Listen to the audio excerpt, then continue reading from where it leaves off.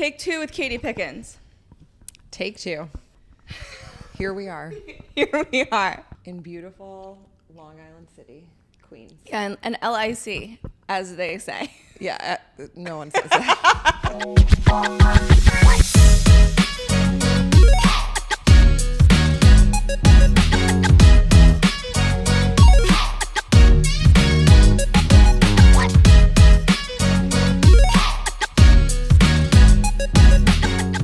Katie Pickens, welcome to Out of Town. Thank you. I love it already. I'm so proud of you for starting this. Oh, well, you're my second guest, so I appreciate you working with me. I'm so excited to sit and actually just talk about you and interview you because you have such an interesting trajectory and background and journey, and let's just get right into it. Yeah, we do this anyway. We're just recording it now. We're just recording it, so it feels really natural. Yeah, except I'm holding this giant microphone. You'll forget that you're even holding it in a few minutes. Okay.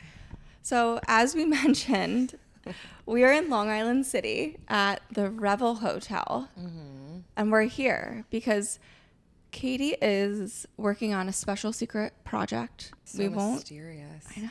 Well, it's so exciting. We will announce when it's ready, but we have to keep it hush hush. There are NDAs involved. Oh. And anyway, stay tuned. Yes. For those of you who don't know, Katie is a culinary genius. She was my personal chef for a few years. But on a serious note, she has done everything from culinary produce TV shows for the Food Network.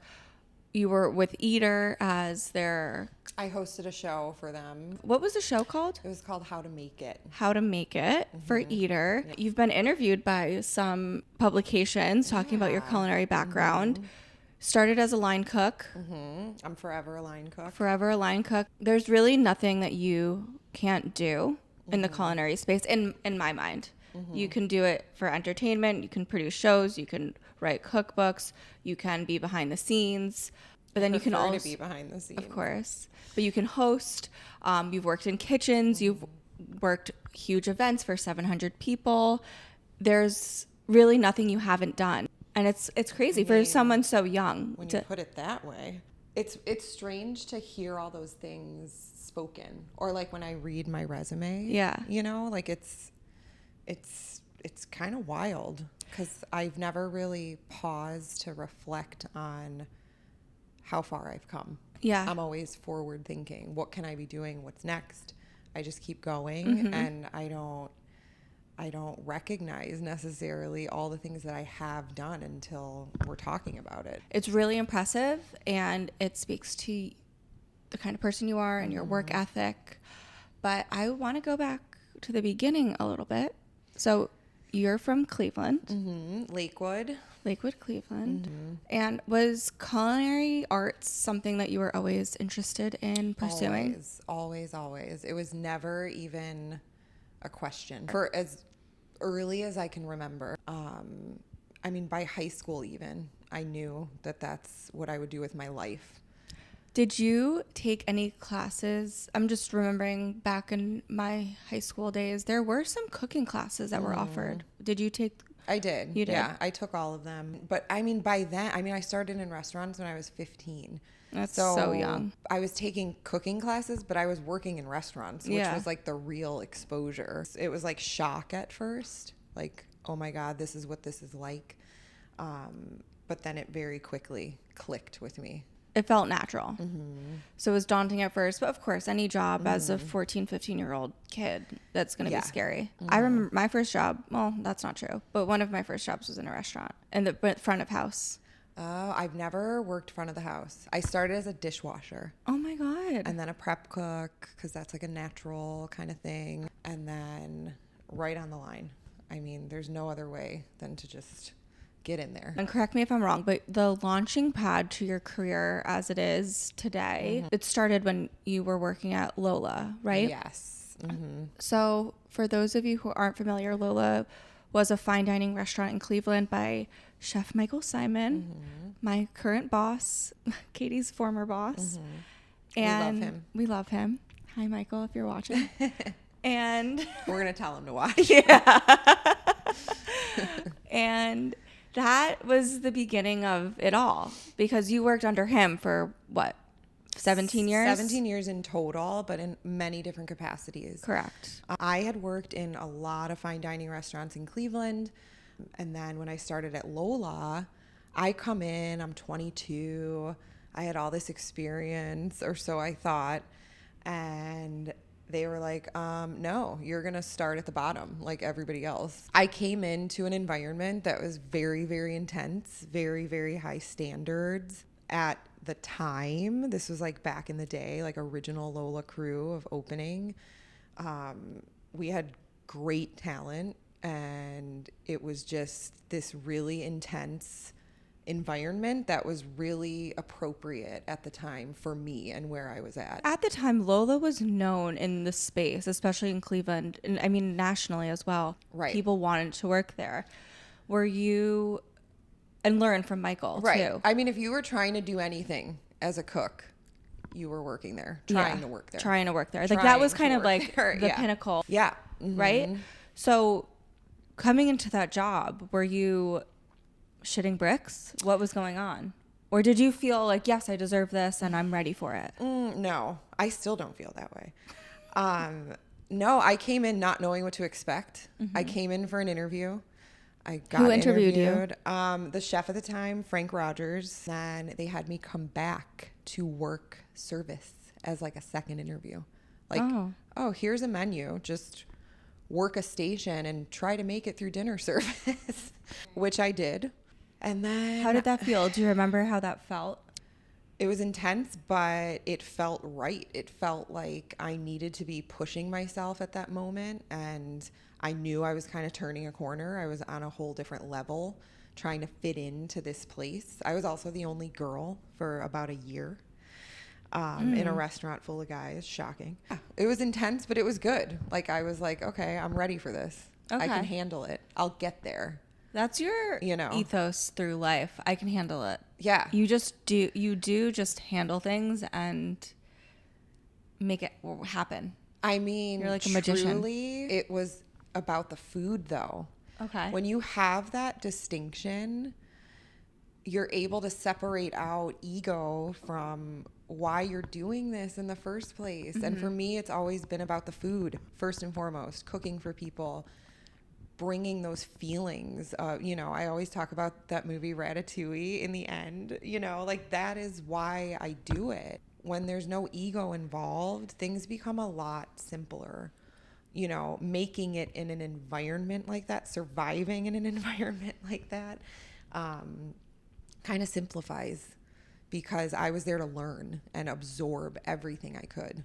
And that was the attitude, I think, probably that helped you get to where you are. Mm-hmm. Because if you are looking at it from a humble perspective. Yes. And knowing that you're here to be taught by people who know more than you, who have more experience than you. Mm-hmm. I think that makes all of the difference. And there's always things you could be teaching people around you. Of course. If they're receptive. Yes. But I'm just going to bring what I bring anyway. Yeah. Don't let them affect your workflow.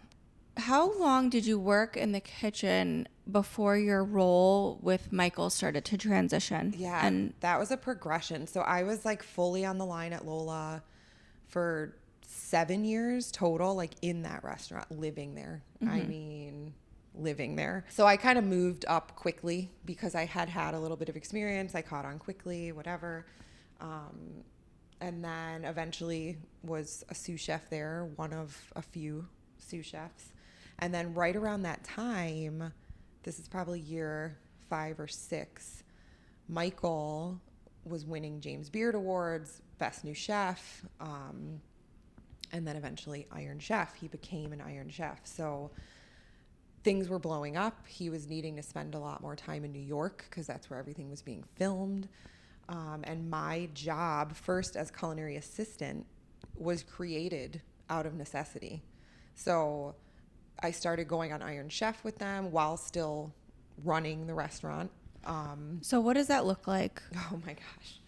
Is that being at the restaurant a few days a week, flying to New York to work the filming, and then flying back to Cleveland and kind of doing that? Mm-hmm. So For us, I mean, Iron Chef was filmed in like blocks. So, you know, we would be gone for a week, but film a whole season. So that was fine. I mean, it was grueling because then we fly back and it's right back to the restaurant. But yeah, that's how it was for a couple years. I did like 3 seasons. And then Michael was getting really big. He started doing more shows in New York and books, and just realized really quickly that he needed someone who knew his food really, really well, to take on, you know, kind of fill in the blanks. That's when I moved to New York. He was just like, yeah, it's getting to a point where I really need you out here. And I was instantly like, okay, you know, like, yes, I will move to New York. Twist my arm. Yeah. Being a girl from Lakewood, Ohio, was moving to New York ever on your bingo card? Sure wasn't. No. I mean, I grew up in a family that, like, we took the same trip to Myrtle Beach every year. You know, no one really traveled. No one really went anywhere new. You know, it just wasn't a thing. And like for me, most of my 20s was spent working 100 hours a week in a restaurant. You make no money. You're working crazy, crazy, crazy hours. You don't even think, it doesn't even occur to you, you know. You're just like, oh, maybe I'll get that one day off. Like, you're not thinking, I'm going to take a vacation. Yeah. I'm going to go to Europe. Like, that was so absolutely unattainable, not even in my brain.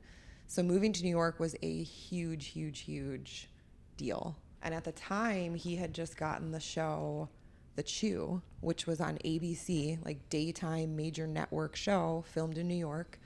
So that was a big part of it. Tell me a little bit about what your day-to-day was on The Chew and what your role, I guess, there was. You know the show The View? Of course. So it's like a play on that, The Chew. It's like 5 co-hosts, but it's cooking based. And then like everybody brought something different to the table. What was the support that you were providing? Basically, the easiest way to say it in general is if Michael was touching food, it was through me. It was a lot of recipes, a lot. So they would either have a theme for the show, or a celebrity would be coming on and wanted to know how to make whatever, and Michael's going to teach them. So I then had to come up with, you know, recipes, write it all out, test it, give it to the kitchen at the Chew. And then I was oftentimes in there like helping them prep, because Michael's food can be kind of intense. So I was in there a lot, you know, kind of helping. But yeah, doing that on top of maintaining restaurants still, because we were opening restaurants at the time. So traveling to different locations was a part of your job description, to open up restaurants, to check in on them, to see how everything was running, to do menu changes. So coming from a family who would only go to Myrtle Beach once a year and then transitioning into this role that you were both figuring out together and starting to have to travel so often, was that hard for you? Yes and no. I mean, it's definitely a lifestyle, but my job has always been my whole identity. I mean, that's a good and bad thing. And this was just another realm that I was getting into, of like, there was a shift in like, okay, now I'm not in a restaurant 100 hours a week. I'm doing all these different things, and I'm kind of showing up every day like, what's it going to be, you know, which is kind of like the shakeup that I needed at the time. Like, restaurant burnout is real, and that was definitely starting to happen to me after 7 years at Lola, which felt like 7 decades. So yeah, like the transition was, I went with it. You went with it. Bring it. That has always been my mentality. Was there a routine that you tried to stick to when you're traveling every couple of weeks? That's the reality for a lot of people's jobs. They travel for work, and it might be bi-weekly or monthly or whatever, but it's hard to stick to maybe a cooking routine. Were you still cooking at home for yourself? And if so, what are some tips that you could offer people to maybe stay ahead of the curve? Yeah, I mean, it's hard. I always tried to do that, because coming from restaurants, you get in this grind mentality Like go, go, go, go, go. Just get through it. Push, push, push. But then you come out the other side of that so completely just depleted. Travel can have the same effect because you're still doing all those things and needing to figure things out and make stuff happen, but you're in an unfamiliar place. You're flying, you're packing and unpacking and all the things.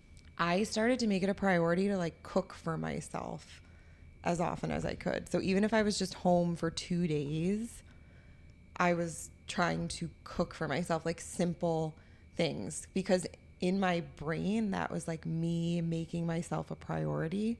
It's like the quickest way to like feel better after like coming off of like a travel stretch.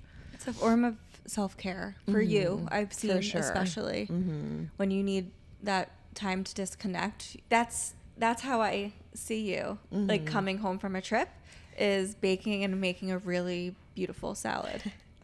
That's accurate because it's not work to me. Yeah. You know, and I understand how like cooking anything, like plenty of my friends are like, oh my, no, like it's so much work. And I get that, you know, like if you don't feel the same way about cooking and food in general, like, oh, what a nightmare. I think about that all the time. We're kind of at this point where you're in New York, you're living in New York, you're living in Brooklyn? Brooklyn. Okay.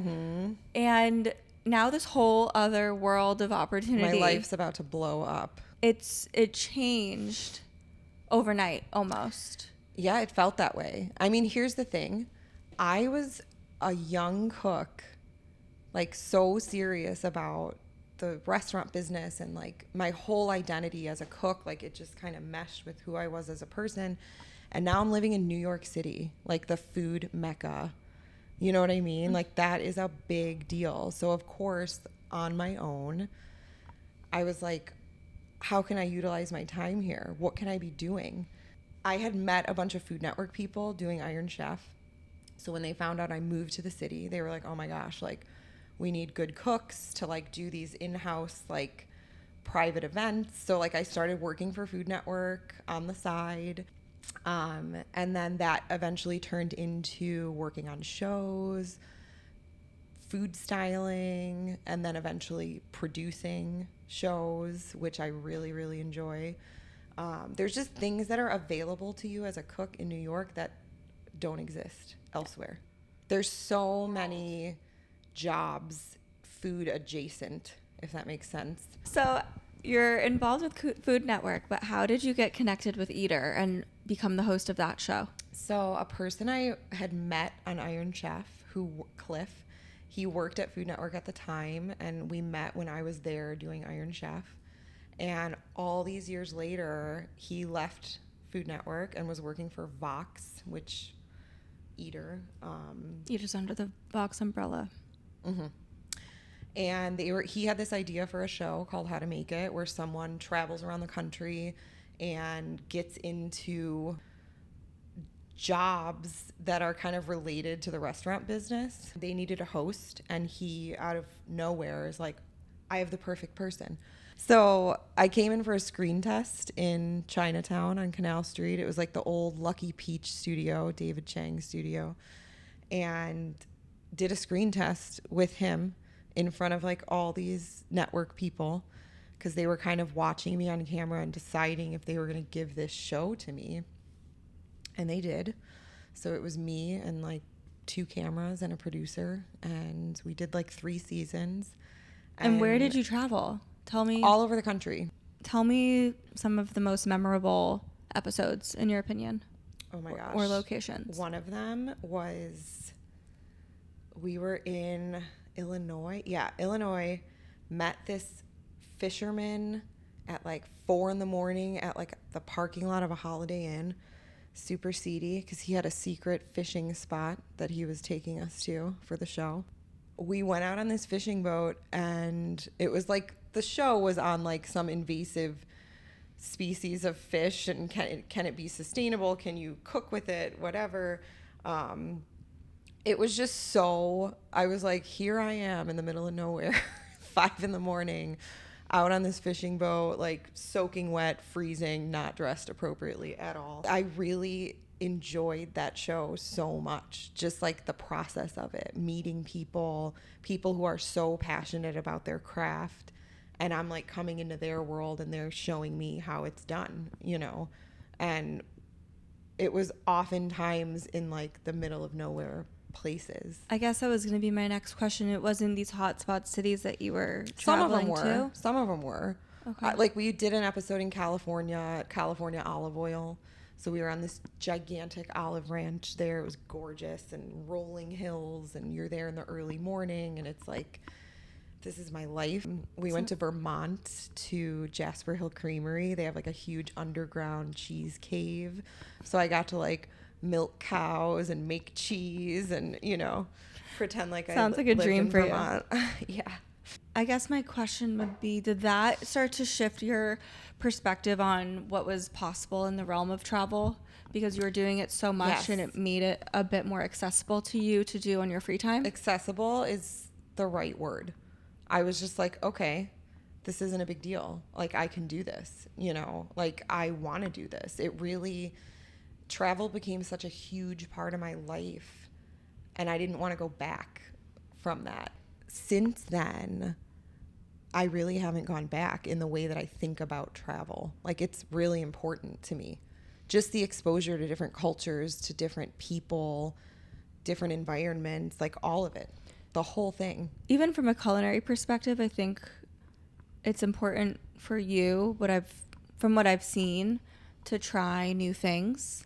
And I think obviously different places have a different culinary scene and have something different to offer.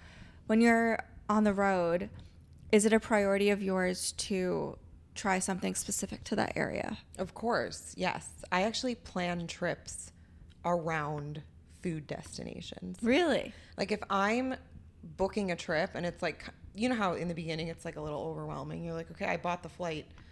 Now what? The first thing I do is get into the food scene. What's going on there? Who, you know, what are the places? What are the things that I need to try? And then it kind of just comes together from there. We have to eat, so why not build the day around delicious local food? It's actually really funny because I'm always in a situation where I'm like, okay, I have all the food places. What am I doing in between? Like, you can't, like, you have to like fill time, you know, in between. Sometimes that's nice though, because oftentimes one restaurant will be in a different area that you maybe wouldn't have gone to otherwise, and then you can walk around there. I walk everywhere. Yeah, find like Everywhere. a cute coffee shop, or Yeah. who knows what kind of museum you can stumble upon, or anything That's like that. That's exactly what I do. Yeah. Yeah. And coffee is life. So Coffee is life. I kind of want to talk about when you travel for work, or in the past when you've traveled for work on a bigger project like a menu change or something like that, because food is such a part of your self-care routine. How do you incorporate that when you're not home? it's hard. It's hard. Regardless of where I'm at or what I'm doing, like I always, like for me, I found out that I need a little bit of quiet time. And like the morning is the best time to do that. So like there was a long time where I was like, okay, I need to be like exercising and being like super meticulous about my diet because that's how I feel good. If I start feeling like crap, it compounds because I'm already tired and I'm not eating right and I'm working and all these things. So like that's the thing I'm going to control. But some days, okay, I'm coming off of a 15-hour day. I got to be up early the next day. Do I use that hour in the morning to force myself to go to the gym and stick to my routine? Or do I have coffee and read a book and it's completely quiet and I'm letting my brain calm down? Knowing when to choose, you know, what you need. I went a very long time like never giving myself a break, like stick to the routine, get up, run, do X, Y, and Z. But that really wasn't helping me in the way that I needed it to. I see. At the time. So it's just kind of like navigating that and recognizing what you need and when. Looking back, is there something that maybe you could have done to curb that, or not necessarily? I mean, For me, I would always start off with good intentions, but I could never maintain them, depending on the length of, what the month was looking like with travel. So no, I mean, to answer that, I would just say I could have been nicer to myself and a little more understanding and adaptive rather than, regimented. Yeah. So after traveling the country extensively, whether like for Michael or for Eater or for your own other stuff, like other things going on in your life, what is your favorite food city in the United States? Oh, that's such a hard question. Ooh. It's a good question. It's a really good question. You can pick 3. What about top 3? That's like, what's your favorite movie? What's your favorite music? That's so hard. California as a whole, it's up there. You like the California, like, healthy lifestyle? Yes. Is that what you're saying? Yeah, like the fresh produce and like the year-round just perfect produce. Having access to that, like, game changer. Cleveland, Ohio has come a long way. What's your favorite thing in Cleveland right now? Going on. Damn, why you gotta come at me? Doug Katz's restaurants are blowing my mind right now in Cleveland. Amba. Everything he does is just so good. One more. I mean, New York, obviously. Okay. New York has everything you could possibly want, and you can get it at any time. It could be on a street corner, and it's so legit. Love. I got really spoiled in the 13 years that I lived here. Growing up all my life, this was the reference point I had for what a city was. Oh my God. Yeah. And I remember going to other places and, knowing, it's a city. So I'm thinking it's going to be like New York because every city in my mind was. Nothing is like New York. And I was like, this isn't a city. This is a town. And it took me a while to realize that this was exceptional. New York is everything. Yeah. It has changed my life. It's affected me so profoundly. And I knew it at the time, as well as like now looking back. Yeah. You know how sometimes you realize after the fact? But like when I was in it, I was like, this is like forever, like lives in me. Mm-hmm. So I have a few questions before we wrap up. Mm-hmm. I want to know what destination is on your bucket list. Got that. I want to know if you could move somewhere tomorrow, where would you move? And I want to know, when you're planning a trip, where do you go for culinary inspiration? Where do you look to get your information? Bucket list destination, Thailand. I want to go to an elephant sanctuary. I love Thai food. Or Vietnam. I love Vietnamese food. That's like top 3. Just like the sensory overload and cultural difference. I don't know. I think I'm ready for like a wild ass Asian country trip. Planning a trip. Still my go-to. Eaters, heat maps, hot lists, where to eat right now in whatever city. I always check. They're just such a trusted source. You know, me working for them aside, I always check their lists because they're so in the moment. I'll add a link to Eater's website in the show notes so people can check it out. Yeah, they're always, because it's not just like fine dining. It's like where to eat, I use Eater too. Yeah. That's my starting point. And then I kind of get lost and deep dive. Right. It's a good place to land and then kind of to get like an overview. Yeah. What was the third question? And if you could move somewhere tomorrow, where would you move? I don't know. Italy came to mind because it's such a warm feeling when I think about being there. The people, the culture, the aesthetic is just like, you're in like the old neighborhood. And I like that. But I think I'm also seeking that right now in my life. And Cleveland is bringing that really hard right now. Yeah. So I don't really know how to answer that, but I will say that right now I just recently moved back to Cleveland and I am so happy that I did, and it's right, and it's like bringing all of that. It's bringing everything that I need right now. So I don't know. I don't want to move anywhere right now for the first time in my life. Oh my gosh. I'm settling a little bit. So happy to hear that. I love that answer. That's a perfect answer. So thank you. Thank you for sharing. Yeah. Thank you for coming on to Out of Town. You're welcome. And if you want to try Katie's fabulous cooking, you can find her at Leavened in Cleveland. Oh. And it's a great bakery in Tremont. Mm-hmm. So shout out to Leavened. And we'll see you next time. So thanks, Katie. Thanks, Alexa. Love you. Love you. Bye.